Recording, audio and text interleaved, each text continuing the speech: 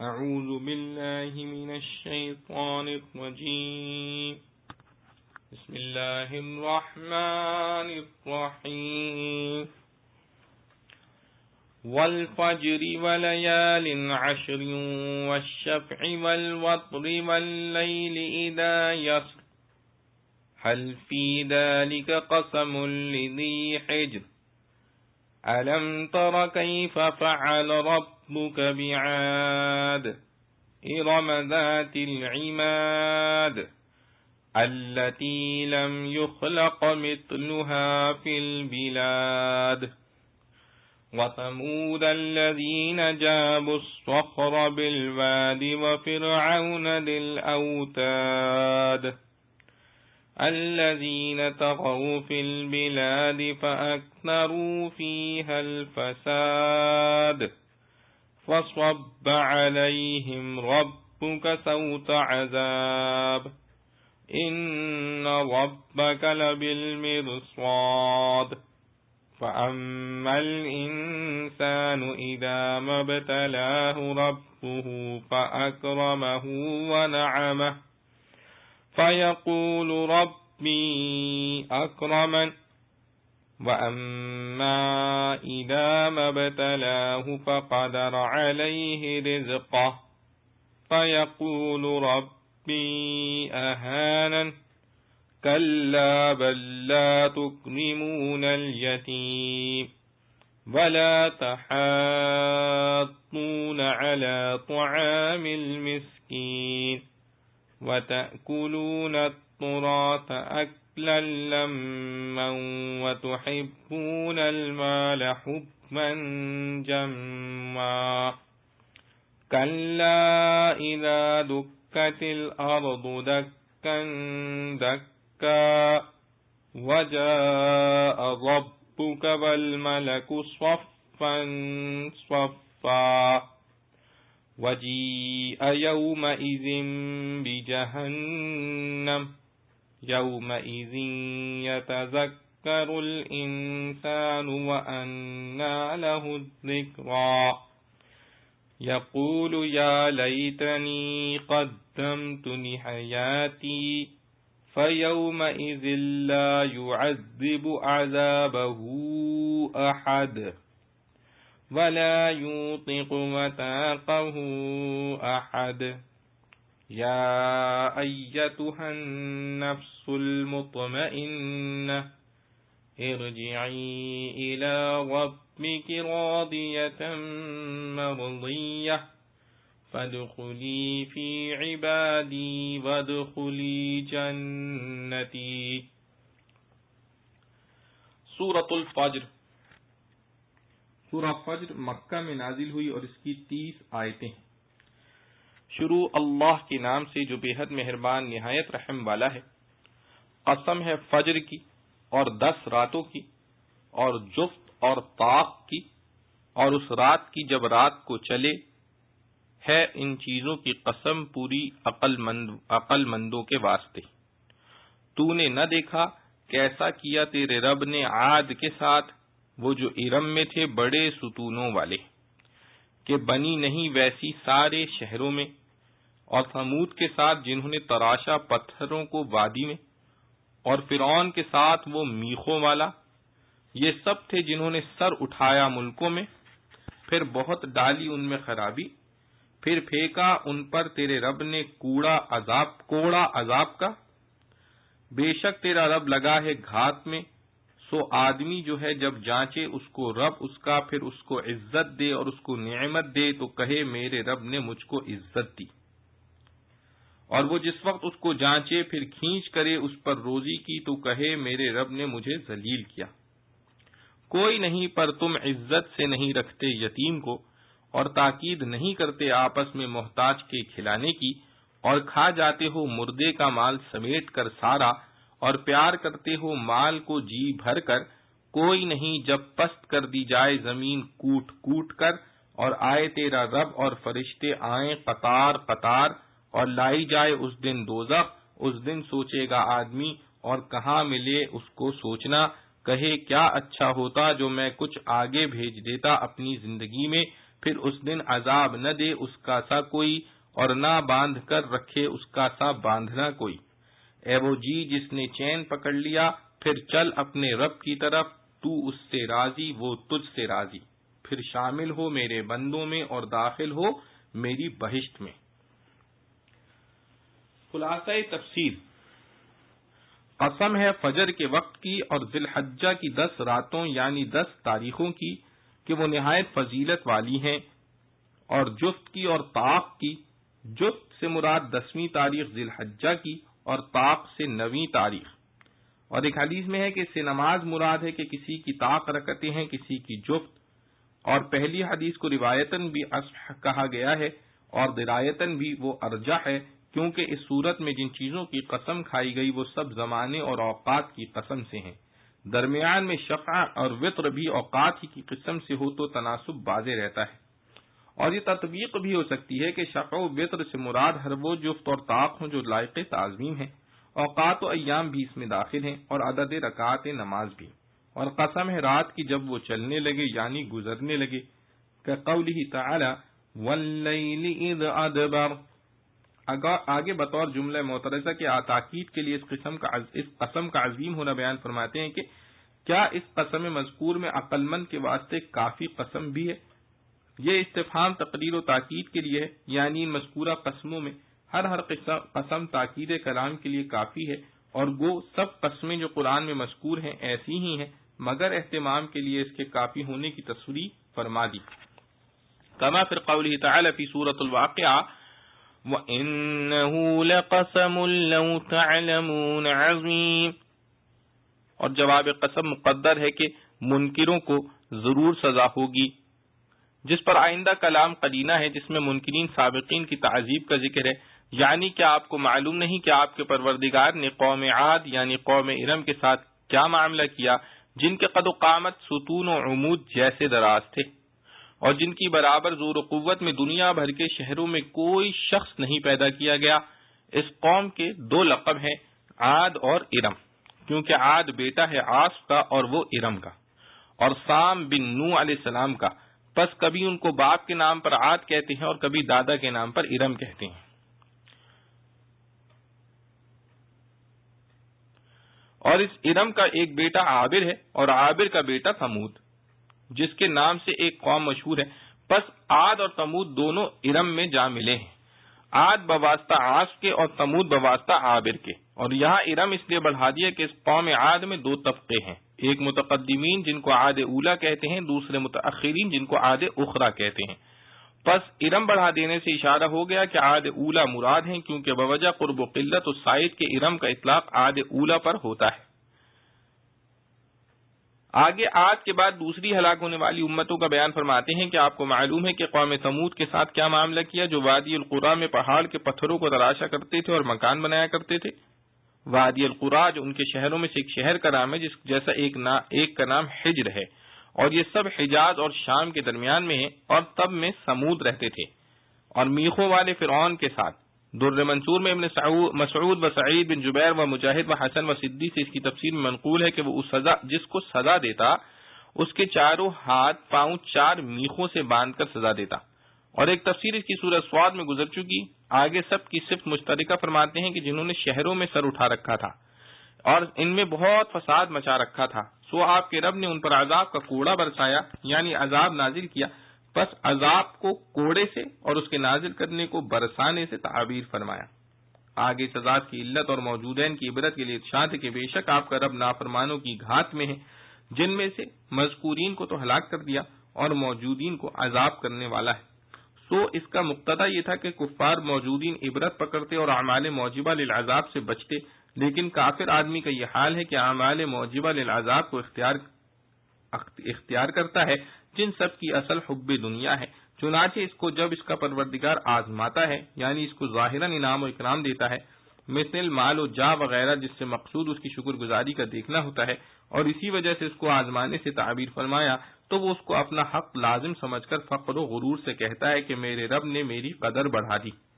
یعنی میں اس کا مقبول ہوں کہ مجھ کو ایسی ایسی نعمتیں دیں۔ اور جب اس کو دوسری طرح آزماتا ہے یعنی اس کی روزی اس پر تنگ کر دیتا ہے جس سے مقصود اس کے صبر و رضا کا دیکھنا ہوتا ہے اور اسی وجہ سے اس کو آزمانے سے تعبیر فرمایا تو وہ شکایت کرتا ہے، کہتا ہے کہ میرے رب نے میری قدر گھٹا دی، یعنی مجھ کو باوجود استحقاق اکرام کے اپنی نظر سے آج کل گرا رکھا ہے کہ دنیاوی نعمتیں کم ہو گئیں۔ مطلب یہ کہ کافر دنیا ہی کو مقصود بالذات سمجھتا ہے کہ اس کی فراخی کو دلیل مقبولیت اور اپنے کو اس کا مستحق، اور تنگی کو دلیل مردودیت اور اپنے کو اس کا غیر مستحق سمجھتا ہے۔ بس اس میں دو غلطیاں ہیں، ایک دنیا کو مقصود بالذات سمجھنا جس سے آخرت کا انکار اور اس سے اعراض پیدا ہوتا ہے، اور دوسرے دعوائے استحقاق جس سے نعمت پر فخر و غرور اور ناشکری اور مصیبت پر شکوہ اور بے صبری پیدا ہوتی، اور یہ سب اعمال سبب عذاب ہیں۔ آگے اس پر زجر و تنبیہ ہے کہ ہرگز ایسا نہیں، یعنی یہ نہ تو دنیا مقصود بالذات ہے اور نہ اس کا ہونا نہ ہونا دلیل مقبولیت یا محظولیت کی ہے اور نہ کوئی کسی اکرام کا مستحق ہے اور نہ کوئی صبر و شکر کے وجوب سے مستثنا ہے۔ آگے بصیغہ خطاب بطور التفات کے فرماتے ہیں کہ تم لوگوں میں صرف یہی اعمال سبب عذاب نہیں بلکہ تم میں اور اعمال بھی مذموم و نامرضی عند اللہ و موجب عذاب ہیں، چنانچہ تم لوگ یتیم کی کچھ قدر اور خاطر نہیں کرتے ہو، مطلب یہ کہ یتیم کی اہانت اور اس پر ظلم کرتے ہو کہ اس کا مال کھا جاتے ہو، اور دوسروں کو بھی مسکین کو کھانا دینے کی ترغیب نہیں دیتے، یعنی دوسروں کے حقوق واجبہ نہ خود ادا کرتے ہو اور نہ اوروں کو حقوق واجبہ ادا کرنے کو کہتے ہو، اور عملاً اس کے تارک اور اعتقاداً اس کے منکر ہو۔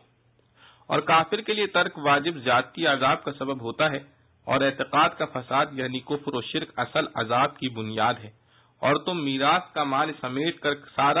کھا جاتے ہو، یعنی دوسروں کا حق بھی کھا جاتے ہو، اور میراث بتفصیل موجود گو مکہ مکرمہ میں مشروع نہ تھی مگر نفس سے میراث شرع ابراہیمی و اسماعیلی سے متوارث چلی آتی تھی، چنانچہ جاہلیت میں بچوں اور لڑکیوں کو میراث کا مستحق نہ سمجھنا اس کی دلیل ہے کہ میراث کا حکم پہلے سے بھی تھا، جس کا بیان سورہ نساء کے پہلے رکوع آیت لِلرِّجَالِ نَصِیبٌ کے تحت میں گزر چکا ہے۔ اور تم لوگ مال سے بہت ہی محبت رکھتے ہو، اور اعمال مذکورہ سب اسی کی فرع ہے، کیونکہ حب دنیا سب خطیئات کی اصل ہے۔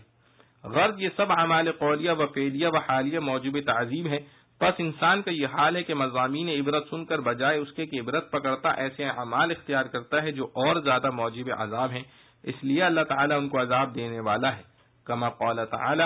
ان ربک لبالمرصاد۔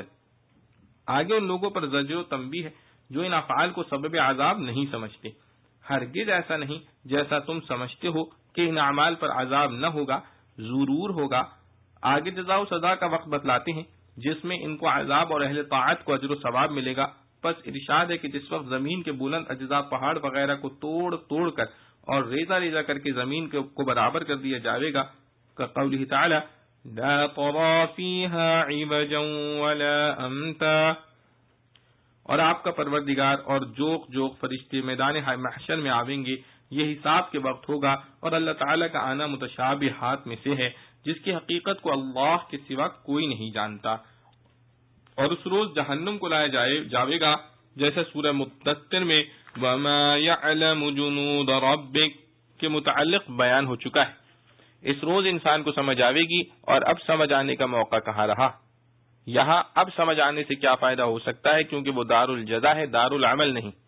آگے سمجھ آنے کے بعد جو اس کا قول ہوگا اس کا بیان ہے کہ وہ کہے گا کہ کاش میں اس زندگی اخروی کے لیے کوئی نیک عمل آگے بھیج لیتا، پس اس روز نہ تو خدا کے عذاب کی برابر کوئی عذاب دینے والا نکلے گا اور نہ اس کے جکڑنے کے برابر کوئی جکڑنے والا نکلے گا، یعنی ایسی سخت سزا اور قید کرے گا کہ دنیا میں کبھی کسی نے کسی کو نہ اتنی سخت سزا دی ہوگی نہ ایسی سخت قید کی ہوگی۔ یہ سزا تو ان لوگوں کو ہوگی جو اعمال عذاب کے مرتکب ہوئے، اور جو اللہ کے فرما بردار تھے ان کو ارشاد ہوگا کہ اے اطمینان والی روح، یعنی جس کو امر حق میں یقین و اذعان تھا اور کسی طرح کا شک و انکار نہ تھا، اور تعبیر روح سے باعتبار جز اشرف کے ہے، تو اپنے پروردگار کے جوار رحمت کی طرف چل، اس طرح سے کہ تو اس سے خوش اور وہ تجھ سے خوش۔ پھر ادھر چل کر تو میرے خاص بندوں میں شامل ہو جا۔ یہ بھی نعمت روحانی ہے کہ انس کے لیے احباب سے بڑھ کر کوئی چیز نہیں، اور میری جنت میں داخل ہو جا، لفظ مطمئنہ میں ان لوگوں کے اعمال حسنہ کی طرف اشارہ ہو گیا، اور اعمال حسنہ کی طرف اشارہ اور اعمال عذاب کی تفصیل بیان فرمانا شاید اس لیے ہے کہ زیادہ مقصود یہاں اہل مکہ کو سنانا ہے، اور اس وقت وہاں ایسے اعمال کے مرتکب زیادہ تھے۔ معارف و مسائل، اس صورت میں 5 چیزوں کی قسم کھا کر اس مضمون کی تاکید کی گئی ہے جو آگے ان ربک لبالمرصاد میں بیان ہوا ہے، یعنی اس دنیا میں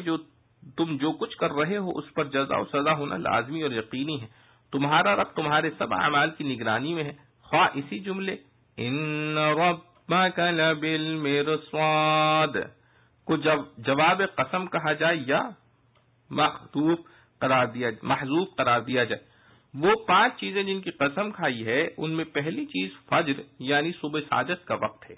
ہو سکتا ہے کہ مراد ہر روز کی صبح ہو کہ وہ عالم میں ایک انقلاب عظیم لاتی ہے اور حق تعالی شأنہ کی قدرت کاملہ کی طرف رہنمائی کرتی ہے، اور یہ بھی ممکن ہے کہ الفجر کے الف لام کو عہد کا قرار دے کر اس سے کسی خاص دن کی فجر مراد ہو۔ مفسرین صحابہ حضرت علی کرم اللہ وجہہ، حضرت ابن عباس رضی اللہ عنہ، ابن زبیر رضی اللہ عنہ سے پہلے معنی یعنی عام وقت فجر کسی روز کا ہو منقول ہے، اور حضرت ابن عباس رضی اللہ عنہ کی ایک روایت میں اس سے مراد ماہ محرم کی پہلی تاریخ کی فجر ہے جو اسلامی قمری سال کا آغاز ہے۔ حضرت قتادہ رحمۃ اللہ علیہ سے بھی یہی تفسیر کی ہے۔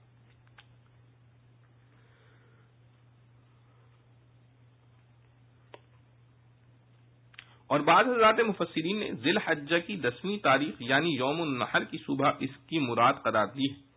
مجاہد باکرامہ کا یہی قول ہے، اور حضرت ابن عباس رضی اللہ عنہ سے بھی ایک روایت میں یہ منقول ہے۔ وجہ اس یوم النحر کی تخصیص کی یہ ہے کہ اللہ تعالی نے ہر دن کے لیے ایک رات ساتھ لگائی ہے جو اسلامی اصول کے مطابق دن سے پہلے ہوتی ہے۔ صرف یوم النحر ایسا دن ہے کہ اس کے ساتھ کوئی رات نہیں، کیونکہ یوم النحر سے پہلے جو رات ہے وہ یوم النحر کی نہیں بلکہ شرعاً عرفہ ہی کی رات قرار دی گئی ہے۔ یہی وجہ ہے کہ اگر کوئی حج کرنے والا عرفہ کے دن میدان عرفات میں نہ پہنچ سکا، رات کو صبح صادق سے پہلے کسی وقت بھی عرفات میں پہنچ گیا تو اس کا وقوف معتبر اور حج صحیح ہو جاتا ہے۔ اس سے معلوم ہوا کہ روز عرفہ کی 2 راتیں ہیں، ایک اس سے پہلے، دوسرے اس کی بعد، اور یوم النحر کی کوئی رات نہیں۔ اس لحاظ سے صبح یوم النحر تمام ایام دنیا میں ایک خاص شان رکھتی ہے۔ دوسری چیز جس کی قسم ہے وہ لیال عشر یعنی 10 راتیں۔ حضرت ابن عباس رضی اللہ عنہ، قتادہ، مجاہد، سدی، ضحاک، کلبی ائمہ تفسیر کے نزدیک ذی الحجہ کی ابتدائی 10 راتیں مراد ہیں، کیونکہ حدیث میں ان کی بڑی فضیلت آئی ہے۔ رسول اللہ صلی اللہ علیہ وسلم نے فرمایا کہ عبادت کرنے کے لیے اللہ کے نزدیک سب دنوں میں عشرہ ذی الحجہ سب سے افضل ہے۔ اس کے ہر دن کا روزہ 1 سال کے روزوں کی برابر، اور اس میں ہر رات کی عبادت شب قدر کی برابر ہے۔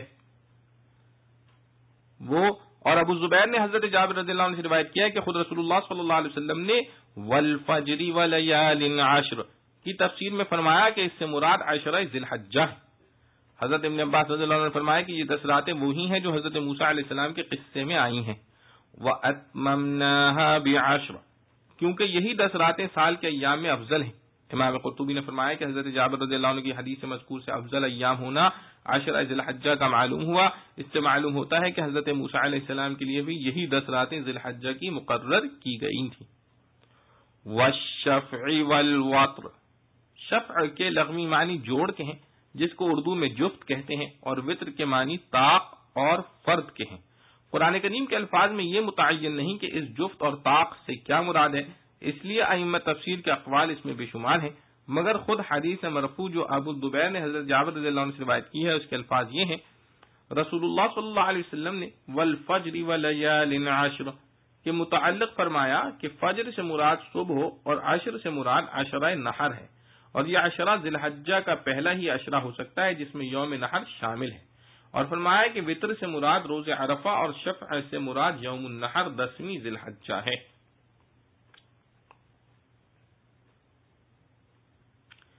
قرطبی نے اس روایت کو نقل کر کے فرمایا کہ یہ اسناد کے اعتبار سے اصح ہے، بنسبت دوسری حدیث کے جو حضرت عمران بن حسین رضی اللہ تعالیٰ عنہ کی روایت سے نقل ہوئی ہے، جس میں شفع و وتر نماز کا ذکر ہے۔ اسی لیے حضرت ابن عباس رضی اللہ عنہ، اکرمہ رحمۃ اللہ علیہ، نحاس رحمۃ اللہ علیہ نے اسی کو اختیار کیا ہے کہ شفع سے مراد یوم النحر اور وتر سے مراد یوم عرفہ ہے۔ اور بعض ائمہ تفسیر ابن سیرین، مسروق، ابو صالح، قتادہ نے فرمایا کہ شفع سے مراد تمام مخلوقات ہیں، کیونکہ اللہ تعالیٰ نے سب مخلوقات کو جوڑ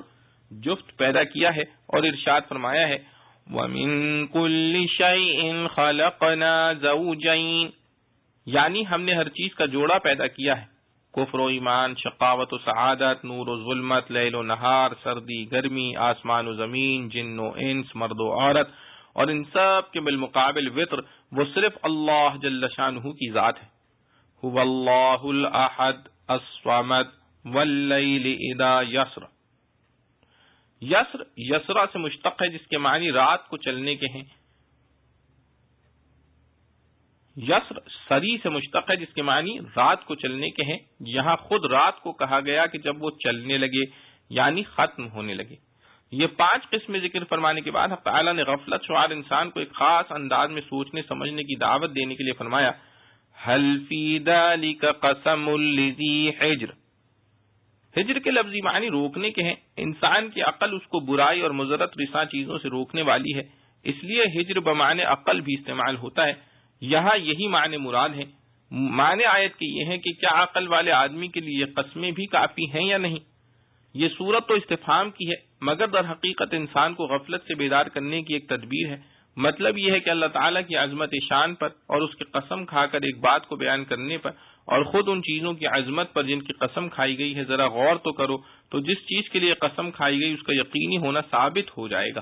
اور وہ چیز یہی ہے کہ انسان کے ہر عمل کا آخرت میں حساب ہونا اور اس پر جزا و سزا ہونا شک و شبہ سے بالا تر ہے۔ یہ جواب قسم اگرچہ صراحتاً مذکور نہیں مگر سباق کلام سے ثابت ہے، اور آگے جو کفار پر عذاب آنے کا بیان ہو رہا ہے وہ بھی اسی کا بیان ہے کہ کفر و معصیت کی سزا آخرت میں تو ملنا طے شدہ ہی ہے، کبھی کبھی دنیا میں بھی ایسے لوگوں پر عذاب بھیج دیا جاتا ہے۔ اس سلسلے میں 3 قوموں کے عذاب کا ذکر فرمایا، اول قوم عاد، دوسرے ثمود، تیسرے قوم فرعون۔ عاد و ثمود 2 قومیں جن کا سلسلہ نسب اوپر جا کر ارم میں جا ملتا ہے، ارم میں مل جاتا ہے۔ اس طرح لفظ ارم عاد و ثمود دونوں کے لیے بولا جا سکتا ہے۔ یہاں صرف عاد کے ساتھ ارم کا ذکر کرنے کی وجہ خلاصہ تفسیر میں عاد و ثمود کے دونوں قوموں کے تحقیقی حالات کے ساتھ گزر چکی ہے۔ ارم ذات العماد، لفظ ارم عاد کا عطف بیان یا بدل ہے، اور مقصود اس سے قبیلہ عاد کی 2 قسموں میں سے ایک کی تعیین ہے، یعنی عاد اولا جو ان کے متقدمین ہیں، ان کو عاد ارم کے لفظ سے اس لیے تعبیر کیا کہ یہ لوگ اپنے جد اعلی ارم سے بنسبت عاد اخرى کے قریب ہیں۔ ان کو ایک جگہ قرآن کریم عاد ارم کے لفظ سے اور سورہ نجم میں اہلک عادا الاولی کے عنوان سے تعبیر فرماتا ہے۔ ان کی صفت میں قرآن کریم نے ذات العماد فرمایا۔ عماد اور عمود ستون کو کہتے ہیں۔ قوم عاد کو ذات العماد اس لیے کہا گیا کہ ان کے قد و قامت بڑے طویل تھے، اور یہ قوم اپنے ڈیل ڈول اور قوت و طاقت میں سب دوسری قوموں سے ممتاز تھی۔ ان کے اس امتیاز کو خود قرآن کریم نے بڑے واضح الفاظ میں فرمایا لم یخلق مثلها فی البلاد، یعنی ایسی طویل القامت پوری قوم دنیا میں اس سے پہلے پیدا نہیں کی گئی تھی۔ قرآن کریم نے ان کے طول قامت اور ڈیل ڈول کا دنیا کی ساری قوموں سے زیادہ ہونا تو واضح فرما دیا، مگر ان کی کوئی پیمائش ذکر کرنا ضرورت سے زائد کام تھا، اس کو چھوڑ دیا۔ اسرائیلی روایات میں ان کے قد و قامت اور قوت کے متعلق عجیب عجیب اقوال مذکور ہیں۔ حضرت ابن عباس رضی اللہ عنہ اور مقاتل سے ان کی قامت کا طول 12 ہاتھ یعنی 6 گز یا 18 فٹ منقول ہے، اور ظاہر ہے کہ ان کا یہ قول بھی اسرائیلی روایات ہی سے ماخوذ ہے، واللہ اعلم۔ اور بعض حضرات مفسرین نے فرمایا کہ ارم اس جنت کا نام ہے جو عاد کے بیٹے شداد نے بنائی تھی، اور اسی کی صفت ذات العماد ہے کہ وہ ایک عظیم الشان عمارت بہت سے عمودوں پر قائم ہونے، چاندی اور جواہرات سے تعمیر کی تھی تاکہ لوگ آخرت کی جنت کے بدلے اس نقد جنت کو اختیار کر لیں۔ مگر جب یہ عالیشان محلات تیار ہو گئے اور شداد نے اپنے رؤسائے مملکت کے ساتھ اس میں جانے کا ارادہ کیا تو اللہ تعالی کا عذاب نازل ہوا یہ سب ہلاک ہو گئے اور وہ محلات بھی مسمار ہو گئے۔ اس اعتبار سے اس آیت میں قوم عاد کے ایک خاص عذاب کا ذکر ہوا جو شداد بن عاد اور اس کی بنائی ہوئی جنت پر نازل ہوا، اور پہلی تفسیر جس کو جمہور مفسرین نے اختیار کیا اس میں قوم عاد پر جتنے عذاب آئے ہیں ان سب کا بیان ہے۔ وَفِرْعَوْنَ ذِي الْأَوْتَادِ، اوتاد وطد کی جمع ہے، میخ کو کہتے ہیں۔ فرعون کو ذی الاوتاد کہنے کی مختلف وجوہ حضرات مفسرین نے بیان فرمائی ہیں۔ مشہور جمہور مفسرین کے نزدیک وہی ہے جو خلاصہ تفسیر میں اوپر آ چکی ہے کہ اس لفظ میں اس کے ظلم و جور اور وحشیانہ سزاؤں کا ذکر ہے۔ وہ جس پر خفا ہوتا اس کے ہاتھ پاؤں 4 میخوں میں باندھ کر یا خود ان میں میخیں گاڑ کر اس کو دھوپ میں لٹا دیتا اور اس پر سانپ بچھو چھوڑ دیتا تھا۔ اور بعض مفسرین نے اس کی اپنی بیوی حضرت عائشہ کے متعلق ایک طویل قصہ ان کے مومن ہونے اور پھر فرعون کے سامنے اظہار ایمان کرنے کا اور پھر فرعون کی اسی قسم کی سزا کے ذریعے ہلاک کرنے کا ذکر کیا ہے۔ فَصَبَّ عَلَيْهِمْ رَبُّكَ سَوْطَ عَذَابٍ، قوم عاد و سمود اور قوم فرعون کے شر و فساد کا تذکرہ فرماتے ہوئے جب جو عذاب ان پر نازل ہوا اس کو عذاب کا کوڑا برسانے کے عنوان سے تعبیر کیا ہے۔ اس میں اشارہ اس طرف ہے کہ جس طرح کوڑا مختلف اطراف بدن پر پڑتا ہے ان پر بھی مختلف قسم کے عذاب نازل کیے گئے۔ ان ربک لبالمرصاد، مرصاد اور مرصد رصد گاہ اور انتظار گاہ کو کہا جاتا ہے جو کسی مقام بلند پر ہو جہاں بیٹھ کر کوئی شخص دور دور تک کے لوگوں کو دیکھ سکے اور ان کے افعال و اعمال کی نگرانی کر سکے۔ مطلب آیت کا یہ ہے کہ حق تعالی ہر انسان کے تمام اعمال و حرکات و سکنات کو دیکھ رہا ہے، اعمال اور حرکات و سکنات کو دیکھ رہا ہے اور وہ سب کو ان کی جزا و سزا دینے والا ہے۔ بعض مفسرین نے فرمایا کہ یہ جملہ ہی ان قسموں کا جواب ہے جو والفجر ولیال عشر میں مذکور ہوئی ہیں۔ دنیا میں رزق کی فراخی اور تنگی اللہ کے نزدیک مقبول یا مردود ہونے کی علامت نہیں۔ فَأَمَّا الْإِنسَانُ، یہاں انسان سے مراد اصل میں تو کافر انسان ہے جو اللہ تعالیٰ کے متعلق جو چاہے خیال باندھ لے، مگر مفہوم عام کے اعتبار سے وہ مسلمان بھی اس خطاب میں شریک ہے جو اس جیسے خیال میں مبتلا ہو، اور وہ خیال یہ ہے کہ جب اللہ تعالیٰ کسی کو اپنے رزق میں وسعت اور مال و دولت، صحت و تندرستی سے نوازے تو شیطان اس کو 2 باطل خیالات میں مبتلا کرتا ہے۔ اول یہ کہ وہ سمجھنے لگتا ہے کہ یہ میری ذاتی صلاحیت اور عقل و فہم اور سعی و عمل کا لازمی نتیجہ ہے جو مجھے ملنا ہی چاہیے، میں اس کا مستحق ہوں۔ دوسرے یہ کہ ان چیزوں کے حاصل ہونے سے یہ قرار دے کہ میں اللہ کے نزدیک بھی مقبول ہوں، اگر مردود ہوتا تو وہ مجھے یہ نعمتیں کیوں دیتا۔ اسی طرح جب کسی انسان پر رزق میں تنگی اور فقر و فاقہ آوے تو اس کو اللہ کے نزدیک مردود ہونے کی دلیل سمجھے اور اس پر اس لیے خفا ہو کہ میں تو مستحق انعام و اکرام تھا، مجھے بے وجہ ذلیل و حقیر کر دیا۔ ایسے خیالات کفار و مشرکین میں تو ہوتے ہی تھے، قرآن کریم میں کئی جگہ کفار کے ان خیالات کا اظہار مذکور بھی ہے۔ افسوس ہے کہ آج کل بہت سے مسلمان بھی اس گمراہی میں مبتلا ہو جاتے ہیں۔ حق تعالیٰ نے ان آیات میں ایسے انسانوں کا حال ذکر کر کے فرمایا کلا، یعنی تمہارا یہ خیال بالکل باطل بے بنیاد ہے، نہ دنیا میں وسعت رزق نیک اور مقبول عند اللہ ہونے کی علامت ہے اور نہ تنگی رزق اور فقر و فاقہ اللہ کے نزدیک مردود یا ذلیل ہونے کی علامت ہے، بلکہ اکثر معاملہ برعکس ہوتا ہے۔ فرعون کو دعوی خدائی کے ساتھ کبھی درد سر بھی نہ ہوا، اور بعض پیغمبروں کو دشمنوں نے آرے سے چیر کر 2 ٹکڑے کر دیے، اور رسول اللہ صلی اللہ علیہ وسلم نے فرمایا کہ حضرات مہاجرین میں سے جو فقیر و مفلس تھے وہ اغنیا مہاجرین سے 40 سال پہلے جنت میں داخل ہوں گے۔ اور ایک حدیث میں ہے کہ رسول اللہ صلی اللہ علیہ وسلم نے فرمایا کہ اللہ تعالیٰ جس بندے سے محبت فرماتے ہیں اس کو دنیا سے ایسا پرہیز کراتے ہیں جیسے تم لوگ اپنے بیمار کو پانی سے پرہیز کراتے ہو۔ یتیم پر صرف خرچ کرنا کافی نہیں، اس کا احترام بھی ضروری ہے۔ اس کے بعد کفار کو ان کی چند بری خصلتوں پر تنبیہ ہے۔ اول، لا تکرمون الیتیم، یعنی تم یتیم بچے کا اکرام نہیں کرتے۔ اس میں اصل بتلانا تو یہ ہے کہ یتیم کے حقوق ادا نہیں کرتے، اس پر ضروری خرچ نہیں کرتے،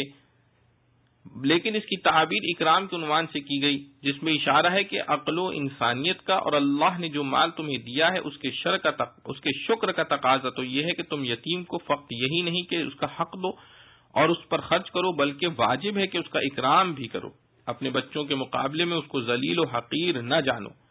یہ بظاہر کفار کے اس قول کا جواب ہے کہ دنیا کی فراخی کو اکرام اور تنگی کو اہانت سمجھا کرتے تھے۔ اس پر حرف بل کے ساتھ یہ ذکر فرمایا کہ اگر تمہیں کبھی تنگی رزق پیش آتی ہے تو وہ اس وجہ سے کہ تم ایسی بری عادتوں میں پھنسے ہوئے ہو کہ یتیم جیسے قابل رحم بچوں کے حقوق بھی ادا نہیں کرتے۔ دوسری بری خصلت ان کی یہ بتلائی، وَلَا تَحَاضُّونَ عَلَى طَعَامِ الْمِسْكِينِ، یعنی تم خود تو مسکین غریب کو کیا دیتے، دوسروں کو بھی اس کی ترغیب نہیں دیتے کہ وہ بھی یہ کام کریں۔ اس عنوان میں بھی ان کفار کی بری عادت اور مذمت کے بیان کے ساتھ اس طرف اشارہ ہے کہ غرباء و مساکین کا حق جیسے اغنیاء اور مالداروں پر ہے کہ ان کو اپنے پاس سے دیں، اسی طرح جو لوگ خود دینے کی قدرت نہیں رکھتے ان کو بھی اتنا تو کرنا چاہیے کہ دوسروں ہی کو اس کے لیے ترغیب دیں۔ تیسری بری خصلت یہ بیان فرمائی، وَتَأْكُلُونَ التُّرَاثَ أَكْلًا لَمًّا،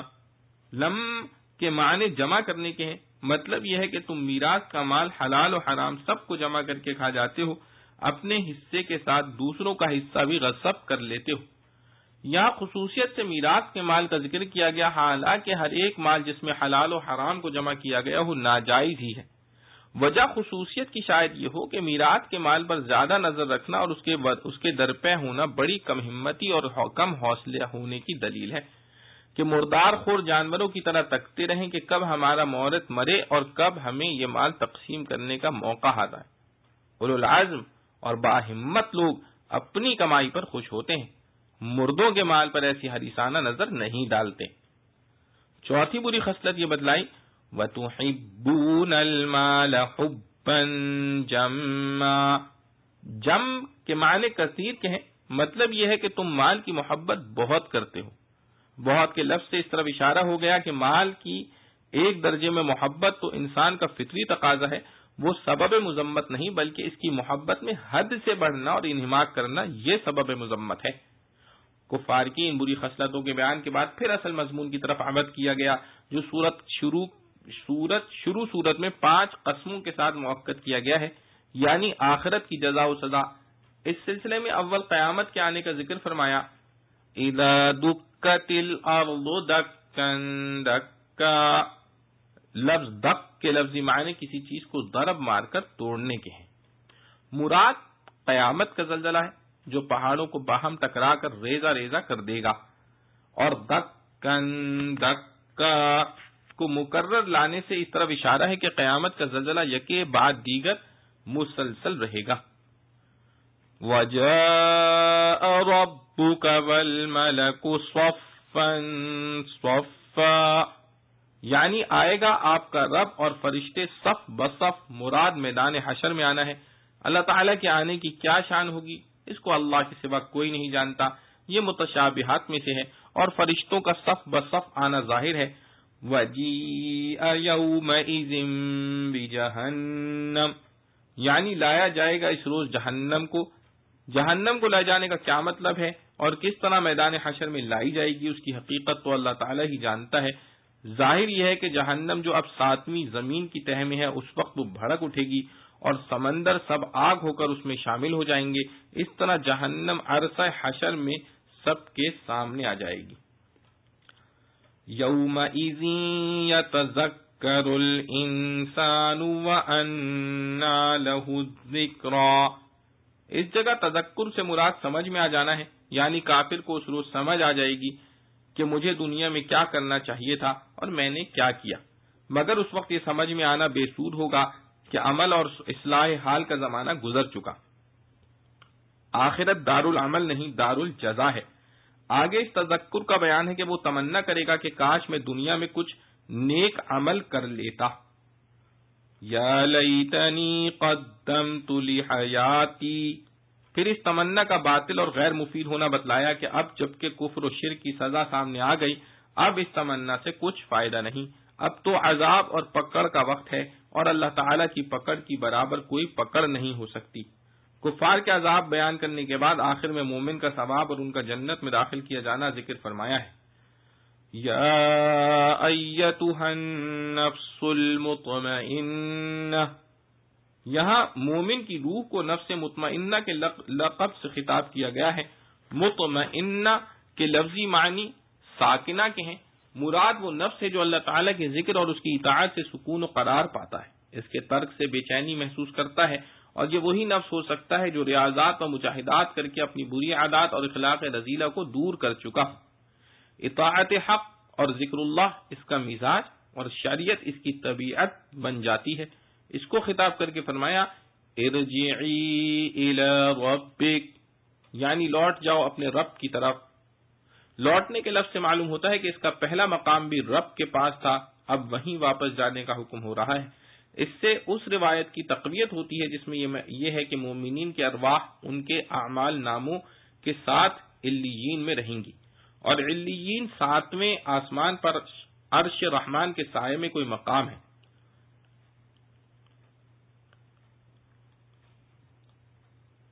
کل ارواح انسان کا اصلی مستقر وہی ہے، وہیں سے روح لا کر انسان کے جسم میں ڈالی جاتی ہے اور پھر موت کے بعد وہیں واپس جاتی ہے۔ وادیۃ مرضیہ، یعنی یہ نفس اللہ تعالیٰ سے اس کے تکوینی اور تشریعی احکام پر راضی ہے، اور اللہ تعالیٰ بھی اس سے راضی ہے، کیونکہ بندے کا اللہ تعالیٰ کے تقدیری احکام پر راضی ہونا ہی اس کی علامت ہے کہ اللہ تعالیٰ اس سے راضی ہے۔ اگر اللہ تعالیٰ اس سے راضی نہ ہوتا تو اس کو رضا بالقضاء کی توفیق ہی نہ ہوتی۔ یہ نفس اپنی موت کے وقت موت پر بھی راضی اور خوش ہوتا ہے۔ حضرت عبادہ ابن صامت رضی اللہ عنہ کی حدیث میں ہے کہ رسول اللہ صلی اللہ علیہ وسلم نے فرمایا ہے، جو شخص اللہ تعالیٰ سے ملنے کو پسند کرتا ہے اللہ تعالیٰ بھی اس سے ملنے کو پسند کرتا ہے، اور جو اللہ تعالیٰ کی ملاقات کو ناپسند کرتا ہے اللہ تعالیٰ بھی اس سے ملنے کو ناپسند کرتا ہے۔ یہ حدیث سن کر حضرت صدیقہ عائشہ رضی اللہ عنہ نے حضور پاک صلی اللہ علیہ وسلم سے سوال کیا کہ اللہ سے ملنا تو موت کے ہی ذریعے ہو سکتا ہے، لیکن موت تو ہمیں یا کسی کو بھی پسند نہیں۔ آپ صلی اللہ علیہ وسلم نے فرمایا یہ بات نہیں، حقیقت یہ ہے کہ مومن کو موت کے وقت فرشتوں کے ذریعے اللہ کی رضا اور جنت کی بشارت دی جاتی ہے، جس کو سن کر اس کو موت زیادہ محبوب ہو جاتی ہے۔ اسی طرح کافر کو موت کے وقت عذاب اور سزا سامنے کر دی جاتی ہے، اس لیے اس وقت موت سے بڑھ کر کوئی چیز بری اور مکروہ معلوم نہیں ہوتی۔ خلاصہ یہ ہے کہ موت کی محبت یا کراہت اس وقت کی معتبر نہیں، بلکہ نزع روح کے وقت جو مرنے اور اللہ سے ملنے پر راضی ہے اللہ بھی اس سے راضی، یہی مفہوم ہے راضیۃ مرضیہ کا۔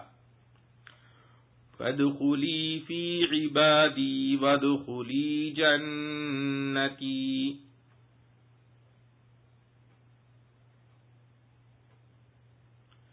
نفس مطمئنہ کو مخاطب کر کے یہ حکم ہوگا کہ میرے خاص بندوں میں شامل ہو جا اور میری جنت میں داخل ہو جا۔ اس میں پہلے اللہ کے صالح اور مخلص بندوں میں شامل ہونے کا حکم ہے، پھر جنت میں داخل ہونے کا۔ اس میں اشارہ پایا جاتا ہے کہ جنت میں داخل ہونا اس پر موقوف ہے کہ پہلے اللہ کے صالح مخلص بندوں کے زمرے میں شامل ہو، ان سب کے ساتھ ہی جنت میں داخلہ ہوگا۔ اس سے معلوم ہوا کہ جو دنیا میں صالحین کی صحبت و معیت اختیار کرتا ہے، یہ علامت اس کی ہے کہ یہ بھی ان کے ساتھ جنت میں جائے گا۔ اسی لیے حضرت سلیمان علیہ السلام نے اپنی دعا میں فرمایا وَأَدْخِلْنِي بِرَحْمَتِكَ فِي عِبَادِكَ الصَّالِحِينَ، اور حضرت یوسف علیہ السلام نے دعا میں فرمایا وَأَلْحِقْنِي بِالصَّالِحِينَ۔ معلوم ہوا کہ صحبت صالحین وہ نعمت کبریٰ ہے کہ انبیاء علیہ السلام بھی اس کی دعا سے مستغنی نہیں۔ وَادْخُلِي جَنَّتِي، اس میں جنت کو اللہ تعالیٰ نے اپنی طرف منسوب کر کے میری جنت فرمایا، جو بڑا اعزاز و اکرام ہے، اور اس میں اشارہ پایا جاتا ہے کہ جنت میں صرف یہی نہیں کہ ہر طرح کی راحتیں جمع ہیں اور دائمی ہیں، بلکہ سب سے بڑی بات یہ ہے کہ وہ اللہ تعالیٰ کی رضا کا مقام ہے۔ آیات مذکورہ میں مومنین کی جزا و ثواب کو اس طرح ذکر کیا گیا کہ ان کی ارواح کو حق تعالیٰ کی طرف سے بواسطہ ملائک اعزاز و اکرام کے ساتھ خطاب کیا جائے گا، جو ان آیات میں مذکور ہے۔ یہ خطاب کس وقت ہوگا؟ اس میں بعض ائمہ تفسیر نے فرمایا کہ قیامت میں حساب کتاب کے بعد یہ خطاب ہوگا، اور سباق آیات سے اس کی تائید ہوتی ہے کہ اوپر جو عذاب کفار کا بیان ہوا ہے وہ آخرت میں قیامت کے بعد ہی ہوگا۔ اس سے ظاہر ہے کہ مومنین کا یہ خطاب بھی اسی وقت ہو، اور بعض حضرات نے فرمایا کہ یہ خطاب مومنین کو موت کے وقت دنیا ہی میں ہوتا ہے، اور واہ مومنین کو ہوگا موت کے وقت بھی خطاب بھی اور بعض حضرات نے فرمایا کہ یہ خطاب مومنین کو موت کے وقت دنیا ہی میں ہوتا ہے۔ بہت سی احادیث اس پر شاہد ہیں، اسی لیے ابن کثیر رحمۃ اللہ نے فرمایا کہ ظاہر یہ ہے کہ دونوں وقتوں میں یہ خطاب ارواح مومنین کو ہوگا، موت کے وقت بھی پھر قیامت میں بھی۔ وہ احادیث جن سے اس خطاب کا بوقت موت ہونا معلوم ہوتا ہے، ایک تو وہی حدیث عبادہ ابن صامت ہے جو اوپر گزر چکی ہے، اور ایک طویل حدیث حضرت ابو ہریرہ رضی اللہ عنہ کی مسند احمد، نسائی، ابن ماجہ میں ہے، جس میں رسول اللہ صلی اللہ علیہ وسلم کا ارشاد ہے کہ جب مومن کی موت کا وقت آتا ہے تو رحمت کے فرشتے سفید ریشمی کپڑا سامنے کر کے اس کی روح کو خطاب کرتے ہیں، یعنی اس بدن سے نکلو اس حالت میں کہ تم اللہ سے راضی ہو اور اللہ تم سے راضی، اور یہ نکلنا اللہ تعالی کی رحمت اور جنت کی دائمی رحمتوں کی طرف ہوگا۔ اور حضرت ابن عباس رضی اللہ تعالی عنہ نے فرمایا کہ میں نے ایک روز یہ آیت یا ایتھا النفس المطمئنہ حضرت صلی اللہ علیہ وسلم کے سامنے پڑھی تو صدیق اکبر رضی اللہ عنہ جو مجلس میں موجود تھے کہنے لگے یا رسول اللہ صلی اللہ علیہ وسلم یہ کتنا اچھا خطاب اور اکرام ہے۔ آپ صلی اللہ علیہ وسلم نے فرمایا کہ سن لو، فرشتہ موت کے بعد آپ کو یہ خطاب کرے گا۔ چند واقعات عجیبہ۔ حضرت سعید بن جبیر رحمۃ اللہ علیہ فرماتے ہیں کہ حضرت ابن عباس رضی اللہ عنہ کا طائف میں انتقال ہوا۔ جنازہ تیار ہونے کے بعد ایک عجیب و غریب پرندہ جس کی مثال پہلے کبھی نہ دیکھی گئی تھی آیا اور جنازے کی لاش میں داخل ہو گیا، پھر کسی نے اس کو نکلتے ہوئے نہیں دیکھا۔ جس وقت لاش قبر میں رکھی جانے لگی تو قبر کے کنارے ایک غیبی آواز نے یہ آیت پڑھی یا ایتھا النفس المطمئنہ۔ سب نے تلاش کیا کہ کون پڑھ رہا ہے، کسی کو معلوم نہ ہو سکا، اور امام حافظ طبرانی نے کتاب العجائب میں اپنی سند سے فتان بن رزین ابی ہاشم سے ان کا اپنا واقعہ نقل کیا ہے کہ انہوں نے فرمایا کہ ایک مرتبہ ہمیں بلا بلاد روم میں قید کر لیا گیا اور وہاں کے بادشاہ کے سامنے پیش کیا گیا۔ اس کافر بادشاہ نے ہمیں مجبور کیا کہ ہم اس کا دین اختیار کریں، اور جو اس سے انکار کرے گا اس کی گردن مار دی جائے گی۔ ہم چند آدمی تھے، ان میں سے 3 آدمی جان کے خوف سے مرتد ہو گئے، بادشاہ کا دین اختیار کر لیا۔ چوتھا آدمی پیش ہوا، اس نے کفر کرنے اور اس کے دین کو اختیار کرنے سے انکار کیا، اس کی گردن کاٹ کر سر کو ایک قریبی نہر میں ڈال دیا گیا۔ اس وقت تو وہ سر پانی کی تہ میں چلا گیا۔ اس کے بعد پانی کی سطح پر ابھرا اور ان لوگوں کی طرف دیکھ کر ان کے نام لے کر آواز دی کہ فلانے فلانے، اور پھر کہا کہ اللہ تعالیٰ نے فرمایا ہے یا ایتھا النفس المطمئنہ ارجعی الی ربک راضیۃ مرضیہ فادخلی فی عبادی وادخلی جنتی۔ اس کے بعد پھر پانی میں غوطہ لگا دیا۔ یہ عجیب واقعہ سب حاضرین نے دیکھا اور سنا، وہاں کے نصارہ یہ دیکھ کر تقریباً سب مسلمان ہو گئے اور بادشاہ کا تخت ہل گیا۔ یہ 3 آدمی جو مرتد ہو گئے تھے یہ سب پھر مسلمان ہو گئے، اور پھر خلیفہ ابو جعفر منصور نے ہم سب کو ان کی قید سے رہا کرایا۔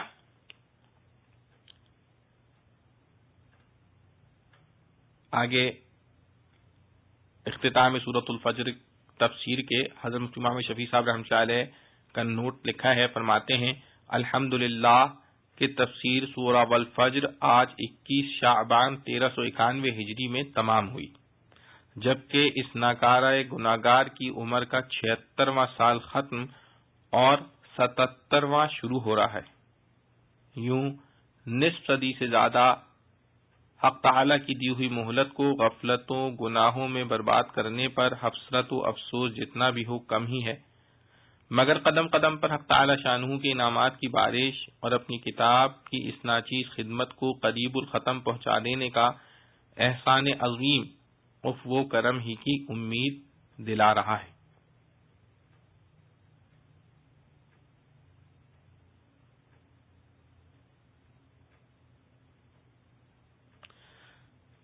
یا من لا تضره الذنوب ولا تنقصه المغفرة هب لي ما لا ينقصك واغفر لي ما لا يضرك واجعلني من الذين يقال لهم